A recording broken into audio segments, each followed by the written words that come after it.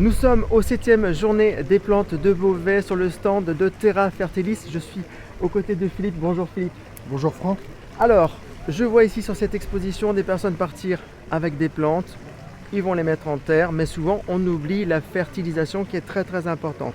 Mais vous Philippe, on ne va pas parler d'engrais, mais on va parler de biostimulant. Alors c'est quoi la différence, la petite notion, la différence entre un engrais et un biostimulant? Alors la différence entre un engrais et un biostimulant, c'est souvent que le terme engrais est assimilé au chimique. Et là, le fait de parler de biostimulation, on est sur un produit 100% naturel. On est sur du 100% naturel. Concrètement, ce biostimulant va stimuler quoi?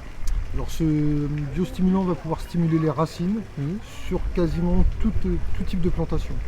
Ah, donc la différence, votre raisonnement est un peu différent. Donc au lieu d'apporter un engrais à la plante, on va travailler différemment, on va la rendre plus forte.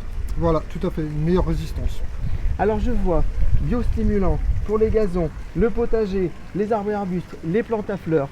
Mais il y a quoi vraiment dans ces sachets? Alors ce qu'on va retrouver dans les sachets, en fin de compte, c'est exactement ce produit-là. Et là, comme vous pouvez le voir ici, en fin de compte, c'est tout notre système de processus. Donc on va partir du pellet de bois, qui est totalement certifié, comme quoi il n'y a aucune colle, aucun produit chimique en intrant. On va obtenir un charbon végétal suite à notre processus de fabrication qui est la pyrolyse. Donc on va carboniser ces pellets de bois. Voilà, tout à fait. Alors c'est une carbonisation par contre sans oxygène. D'accord. Donc le premier avantage de notre production, c'est qu'on va rejeter zéro pollution à l'extérieur par rapport à notre système de pyrolyse. On va obtenir différents types de granulométrie. D'accord.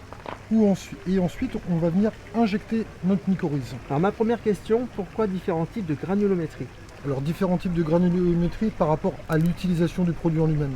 Par exemple, pour du gazon, il va être beaucoup plus facile d'utiliser du grain très fin par rapport à l'utilisation. Lorsqu'on va planter un arbre, on va prendre du bouchon et notre gamme du milieu, c'est du 2-4 mm qu'on va pouvoir utiliser lorsqu'on plante un rosier, lorsqu'on fait du potager.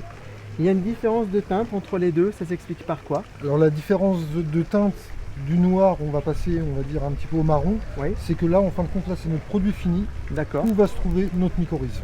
D'accord. La mycorhize, on rappelle, c'est quoi? C'est un produit chimique? Alors du tout, non, la mycorhize, c'est un champignon qui va justement permettre aux racines d'avoir un meilleur développement racinaire. D'accord. Est-ce que vous avez inventé ou réinventé la nature? Alors on n'a pas inventé la nature, on s'est inspiré de la nature. Donc à savoir que le charbon végétal là qu'on retrouve sur cette forme-là, on le retrouve en Amazonie, ce qu'on appelle la terra petra, les terres noires. Donc il faut savoir qu'il y a quelques millénaires en Amazonie, ils venaient stocker leurs déchets végétaux et organiques. Et avec le temps, tout ce système-là a travaillé. Et on s'est aperçu que les terres sont devenues très noires, d'où le terme terra petra. Et aujourd'hui en Amazonie, on considère que c'est les terres les plus fertiles du monde. Voilà, nous étions donc sur le stand de Terra Fertilis qui nous parlait, aux côtés de Philippe, des biostimulants de la marque Trillis.